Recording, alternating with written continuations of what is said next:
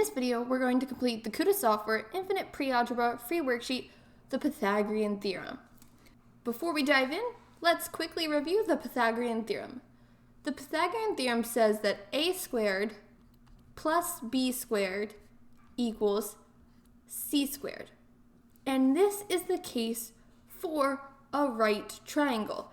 So quickly drawing a right triangle, if we know this angle is indeed 90 degrees, then our adjacent sides, a and b, a squared plus b squared will equal the hypotenuse squared, so c squared.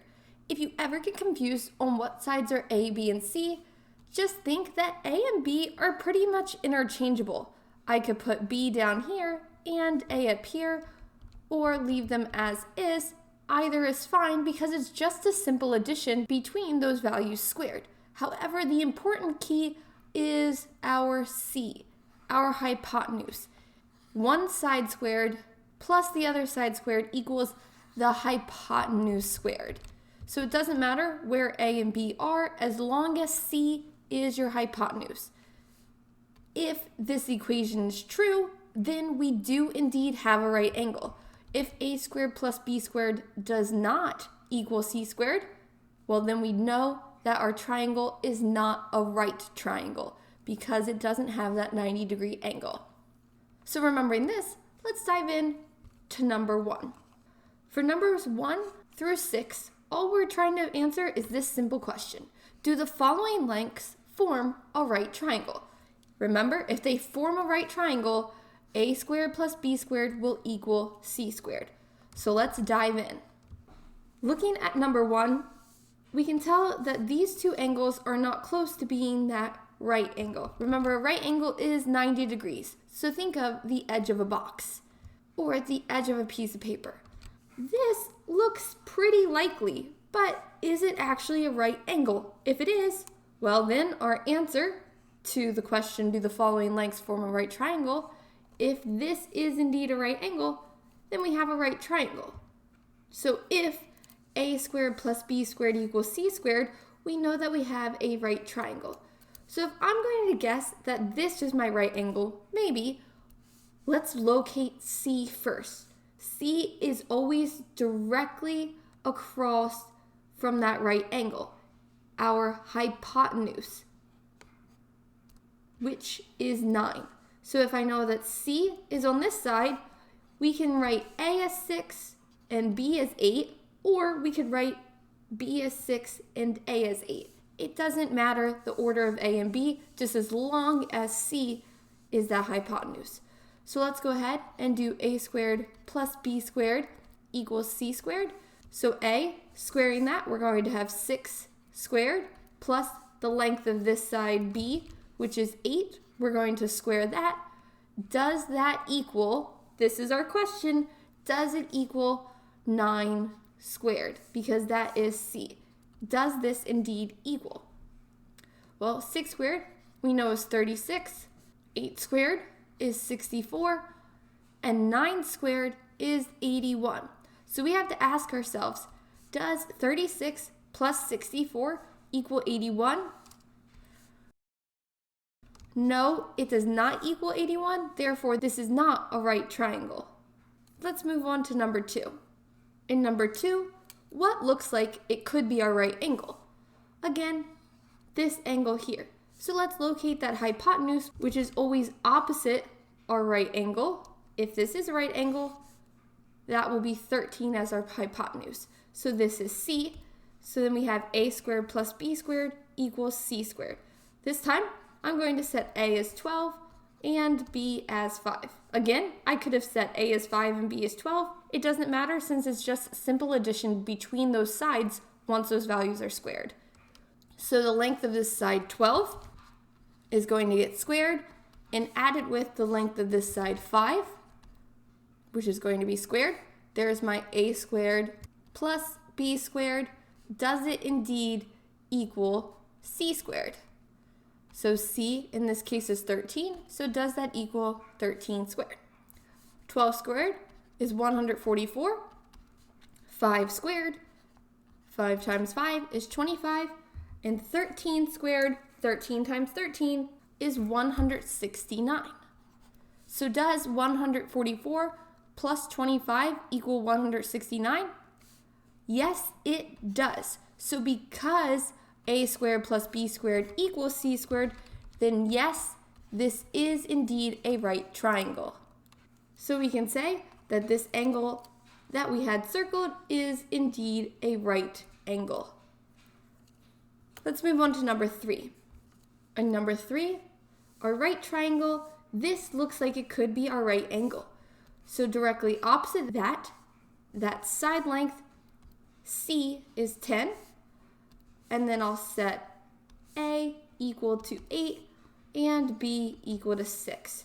So for A squared plus B squared equals C squared, we're going to have A, which is 8 squared, plus B, which is 6, we're going to square that, and then C, which is 10, we're going to square that. 8 squared is 64, plus 6 squared is 36.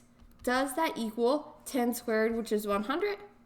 64 plus 36, yup, it does equal 100. 64 plus 36 is indeed 100. This addition equals 100, therefore yes, this is a right triangle. Let's move on to number 4. In number 4, here is our triangle in question. Is it a right triangle? Well, I would assume that our right angle is here. So looking directly opposite of that would be our C, which would be equal to 5. Another way, if you were unsure what side would be the right triangle, think about this. Your hypotenuse is always the longest side. So 3 and 4 are both smaller than 5. 5 is that largest value, so if it is our hypotenuse, that's going to be C. And then A and B could be 3 and 4, or it could be 4 and 3. The order doesn't matter. So I'll set A as 3 and B as 4. So A squared plus B squared, does that equal C squared? That's what we're trying to figure out. If that's true, then we know this is a right triangle. So A is 3, so I'm going to write 3 squared plus B, which is 4, so 4 squared. Well, let's figure out what this equals first. 3 squared is 9, plus 4 squared is 16. 9 plus 16, we know that's 25. So let's now work on our right side. Our C squared is going to be 5 squared, and 5 squared equals 25. So yes, 25 does indeed equal 25. That addition holds true. Therefore, yes, this is a right triangle. And this triangle 3, 4, 5 is a pretty common right triangle when it comes to measurements. One way this is used in the real world is think about if you're trying to figure out whether something is a right angle or not. For example, if you're building a box or you want to make sure something is nice and square, what you do is you measure 3 either inches or centimeters or 3 units, whatever measurement you're using on one side, and then you measure 4 on the other side. Then measure between those 2 points that you marked.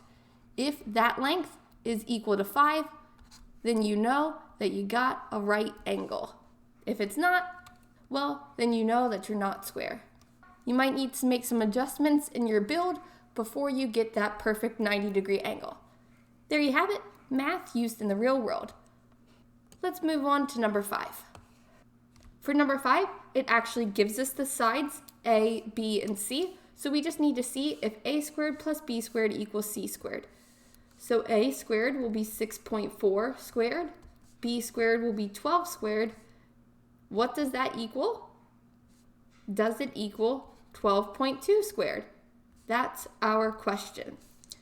6.4 squared is equal to 40.96. And 12 squared is 144. Is that equal to 12.2 squared, which is 12.2 times 12.2? 12.2 times 12.2 is equal to 148.84. So does 40.96 plus 144 equal 148.84? No, it doesn't. 144 plus 40 gives us 184, and then plus another 0.96 gives us 184.96. So these are not equal. Therefore, no, this is not a right triangle. And lastly, for this set of directions, number 6, A we have as 2.1, so I'll write 2.1. We're going to square that, add that to B squared, which is 7.2 squared. Does that equal 7.5, that value of C, squared? 2.1 squared is 4.41. We're going to add that to 7.2 squared, which is 51.84. When I add those together, that's going to give me 56.25. So I know the addition of these is 56.25. So all I have to do is see, does 7.5 squared equal that 56.25? And yes, it does. 7.5 times 7.5 does indeed equal 56.25. So yes, these side lengths form a right triangle. On to our next set of directions. What we're going to be doing is we're going to find each missing length to the nearest tenth. So we're given that we have right angles, we just need to find that missing length. So let's dive into number 7. Knowing that we have a right angle in this triangle, we know we have a right triangle. Therefore, the Pythagorean theorem will hold true. A squared plus B squared will equal C squared for this triangle. We need to locate A, B, and C. Really, the important one is C, because A and B are just the remaining two. C is always directly across from that right angle. It's that hypotenuse. So this is our side C, which is not given to us. We need to solve for C. So we're going to leave C as our variable or our unknown. Let's make A equal to 4 and B equal to 8. So we have that 4 squared plus 8 squared equals C squared. Remembering our order of operations, exponents come next. So 4 squared gives me 16, 8 squared gives me 64, and that's equal to C squared. I need to isolate this C. That's my goal, is to figure out what that side length is. And in order to get it all by itself, I don't want a C squared, I want just a C. So eventually, I need to take the square root of C squared, because the square root of C squared is equal to C. But whatever I do to the right-hand side, I need to do to my left-hand side. So let's add that left-hand side together first, and then take the square root. So 16 plus 64 is going to give me 80. So we have that 80 equals C squared, which means when I take that square root of both sides, that the square root of 80 is equal to the square root of C squared, which is C. Now, what exactly is the square root of 80? Let's go ahead and just calculate that on a calculator. The square root of 80 is 8.94, so rounding to that nearest tenth, that's going to be 8.9. So 8.9 is equal to C.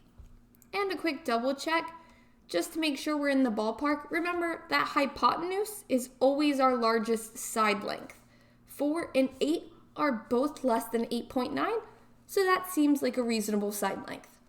Let's continue on to number 8. Erasing some of the work from up above, for number 8, we have sides 6, 3, and an unknown side. That unknown side is directly across or directly opposite our right angle. So we know that side length is C. So for A squared plus B squared equals C squared, I'm going to have 3 and 6 as my A and B. So 3 squared plus 6 squared equals C squared. 3 squared is 9 plus 6 squared is going to be 36. That is equal to C squared. 9 plus 36 is going to give me 45. And if 45 equals C squared, I need to isolate that C, so I need to take the square root of both sides in order to cancel out that exponent of 2. So I have that the square root of 45 is going to be equal to C. Putting this in on our calculators so that we get a decimal form, the square root of 45 equals 6.708, or approximately 6.7 when we're rounding to that nearest tenth. Again, this number makes sense because our hypotenuse, 6.7, is greater than both of our side lengths. And if you wanted to guess approximately what this number would be, our perfect squares that fall on opposite sides of 45 are 36 and 49. 6 squared is 36, 7 squared is 49. It falls a little bit closer to the 49 than the 36, so we know that this would be a number a little bit closer to 7 than 6. That's why we get that 6.7. Just another mental double check that you can put in your toolbox. Let's move on to number 9. In number 9, 7, 10, and then our unknown side is our hypotenuse of C. So for a squared plus b squared equals c squared, we'll set a as 7. So we have 7 squared plus b is 10. So 10 squared equals c squared. 7 squared is 49. 10 squared is 100. And that's going to equal c squared. So I know that 149 is equal to c squared. So the square root of 149 is going to be equal to the square root of c squared, which is c. Again, all I did is take the square root of both sides in order to cancel out that exponent. Now calculating the square root of 149, it falls between the square root of 144, which is 12, and the square root of 169, which is 13. So I know I'm going to have a number that's probably a little closer to 12. Doing out the square root on the calculator, the square root of 149 equals 12.206, or 12.2. So C equals 12.2 for number 9. For number 10, we can see that our right angle is in this bottom left-hand corner. Directly opposite that is our hypotenuse, which also happens to be our unknown side, C. So a squared plus b squared equals c squared. I'll pick 3 for a, so I'll have 3 squared plus b will be 7. 7 squared, that's equal to c squared. 3 squared is 9. 7 squared is 49, and that equals c squared. 9 plus 49 is going to give me 58. So if I have 58 equal to c squared, I'm going to take the square root of both sides to get that the square root of 58 is equal to c. I know that 58 falls between 49 and 64, so this is going to be a value between 7 and 8. So the square root of 58, when typed on our calculators, gives us 7.61, which is approximately 7.6. So C equals 7.6 for number 10. In number 11, I'm given 7 and 2 as side lengths, and my unknown is C, that side that's directly across from my right angle. So I'll have 7 squared a squared plus 2 squared b squared equals c squared. 7 squared is 49. I'm going to add that to 2 squared, which is 4, and that gives me c squared. 49 plus 4 equals a positive 53, which is c squared. So 53 is the value of my side squared. So I need to take the square root to get the actual value of my side. So the square root of 53 is equal to c. And on a calculator, that's approximately 7.28, which rounds to 7.3 when rounding to that nearest tenth. Let's move on to number 12. For number 12, my sides are 2, 6, and my unknown side, again, is directly opposite that right angle, so that's C. Again, a squared plus b squared equals c squared, so I'll have 2 squared plus 6 squared equals c squared. 2 squared is 4, 6 squared is 36, and that equals c squared. 4 plus 36 equals 40, and that's equal to my hypotenuse squared.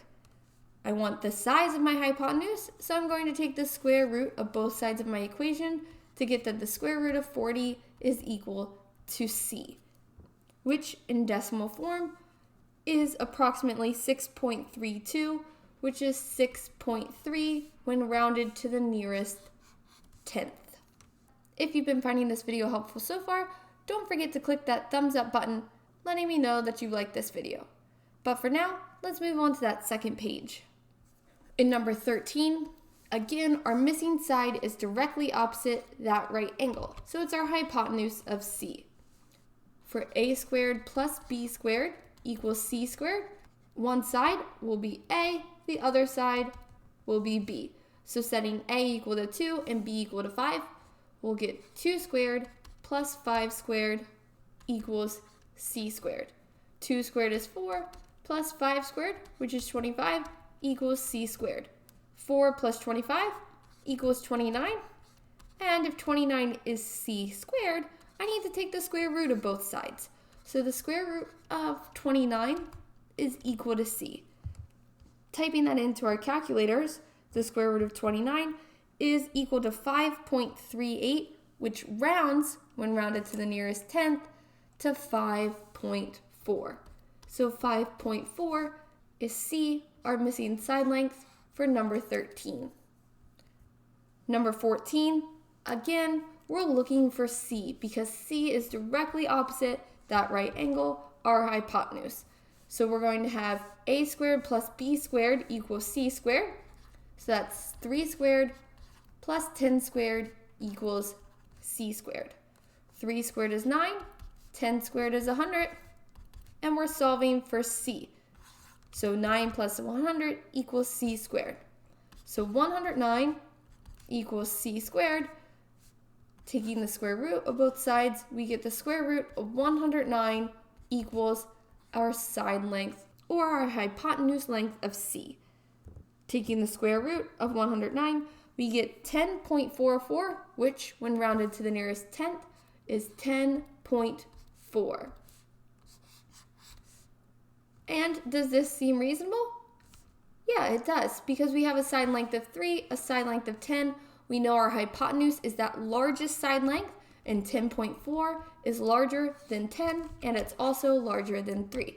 So this does seem like a reasonable solution. Here we go. In number 15, they're mixing things up a bit, because look, what's directly opposite our right angle?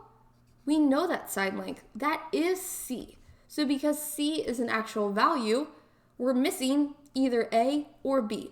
Doesn't matter what we label it. Let's go ahead and just label this as a. So we know that b is equal to 3.6, c is equal to 7.4, and we're missing a.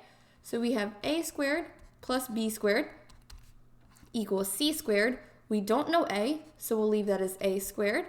B squared, well, b is 3.6, so we'll do 3.6 squared. That's equal to c squared, which will be 7.4 squared. Now, we need to solve for a, meaning we need to isolate a on this side of our equation. So I'm going to do out the squares that are with my decimals. So I have a squared plus 3.6 squared is 12.96. And 7.4 squared is 54.76. What I need to do in order to isolate my a is I first need to isolate my a squared. And I can do so by moving this 12.96 to the other side of my equation by subtracting it. So subtracting 12.96 from both sides, we'll get a squared on my left-hand side, and that's equal to 54.76 minus 12.96, which is equal to 41.8. So if I know that a squared equals 41.8, all I have to do is take the square root of both sides to get that a is equal to the square root of 41.8. Or when we actually type that out, the square root of 41.8 on our calculators gives us 6.46, which rounds to 6.5. So 6.5 is our missing side length A in number 15. Moving on to number 16, what side is missing? Well, it's not our hypotenuse because our hypotenuse is 11. So we're missing this other side here, either A or B. Doesn't matter. Since we used A in the last problem, let's use our variable B this time. So if we set A equal to 3.9 and C equal to 11, we'll solve for B by isolating it. So A squared plus B squared equals C squared. That's the equation we're working with, the Pythagorean theorem. A we know is 3.9, so we have 3.9 squared, adding that to our unknown of B squared equals C, which is 11, squared. 3.9 squared is 3.9 times 3.9, which is 15.21. Adding that to B squared, that's going to equal 11 squared, which is 121. Now what I'm going to do, remember in order to isolate B, I need to first isolate B squared. So I'm going to subtract 15.21 from both sides. If I were to try to just take the square root of both sides, that wouldn't work because the square root of this whole entire side is not going to help me isolate that B. I can't apply a square root to this and then this separately because there's addition in between. That square root is applied to all of that underneath, which will get very messy. So let's just subtract and move that 15.21 to the other side first. So we get that B squared is equal to 121 minus 15.21 is 105.79. Now, in order to solve for B, we just take the square root of both sides. So B is going to be equal to the square root of 105.79, which is 10.28, or rounding to the nearest tenth will be 10.3. So our missing side length is 10.3. And quickly, just to show you that it wouldn't have mattered if we labeled it as A or B, think about switching A and B. So here will be B, and now here will be my A. I still go through the same exact steps. The same exact steps will get me my solution. Let's move on to number 17. For number 17, you can see that our hypotenuse C is known. So solving for that missing side length, let's call it A. We're given B and C, we need to solve for A. So A squared plus B squared equals C squared. Plugging in my known values, I don't know A, so leave that as my variable. B is 6.5, so I have 6.5 squared. That's going to equal C squared, so 9.9 squared. So I have the A squared plus, let's go ahead, calculate out 6.5 squared, which is 42.25. That's equal to, well, 9.9 squared is going to be 98.01.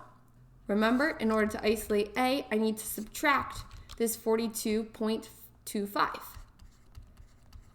And whatever I do to the left-hand side, I need to do to the right-hand side. So 98.01 minus 42.25 gives me 55.76, and that is equal to A squared.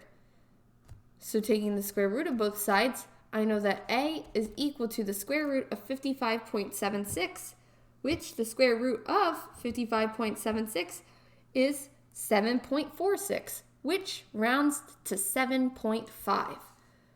So 7.5 is my missing side length for number 17. Let's move on to number 18. In number 18, what's missing? Not my C, it's either my A or B. Let's make it B this time. So for A squared plus B squared equals C squared, I'll have 9.7 squared plus my unknown of B squared equals my c squared, which is 13.3 squared. 9.7 squared is equal to 94.09. Add that to b squared, and that's going to equal c squared, which is 13.3 squared, which is 176.89. Now in order to isolate for b, I need to subtract 94.09 from both sides. When I do so, I'll isolate my b squared, and that's going to be equal to 82.81. But I don't want to know what b squared is, I want to know what b is. So I'm going to take the square root of both sides. When I take that square root, it cancels out the square, so I'll get that b is equal to the square root of 82.8, which, when entered on the calculator, is 9.1. So 9.1 is our solution for number 18. For number 19, what's missing? A, B, or C? It's C. C is our missing side that we don't know. Remember, a squared plus b squared equals c squared. So I'm going to have 5.2 squared plus 9.2 squared equals c squared. So doing out that math, 5.2 times 5.2 is 27.04, and we add that to 9.2 times 9.2, which is 84.64. That's equal to c squared. So when I add 84.64 with 27.04, I get 111 and 68 hundredths. So 111.68 equals c squared. Taking the square root of both sides, I get that c is equal to 10.56, which rounds to 10.6 when I'm rounding to that nearest tenth. So c is equal to 10.6 for number 19. And number 20, our missing side is that hypotenuse c. So a squared plus b squared equals c squared. That's 2.7 squared plus 6.5 squared equals c squared. 2.7 squared is 7.29. Adding that to 6.5 squared, which is 42.25, that's going to give me c squared. So 49.54 equals c squared. Take the square root of both sides to isolate c. So the square root of 49.54 is 7.03, which rounds to 7.0. So 7.0 is equal to c, or simply 7. And again, a quick double check. Since c is that hypotenuse, we know the hypotenuse is that greatest side length, and 7 is greater than 6.5, and it's also greater than 2.7. Number 21, what are we missing? Well, we've got c, so we're missing either a or b. Let's just call this a. So a squared plus b squared equals c squared, the Pythagorean Theorem. So I have a squared plus 5.3 squared equals 7.2 squared. So a squared plus 5.3 squared is a squared plus 28.09, and that's going to be equal to 7.2 squared, which is 51.84. Subtracting that 28.09 from both sides, that gives us that a squared is equal to 23.75. So if our side length squared is equal to 23.75, I need to take the square root of both sides to get what a is equal to. So a is equal to the square root of 23.75, which equals 4.87. So when rounded to the nearest tenth, that's going to be 4.9. So a equals 4.9 for number 21. And does this make sense? Think about it. We need it to be less than our hypotenuse, and 4.9 is indeed less than 7.2. So it's a reasonable response.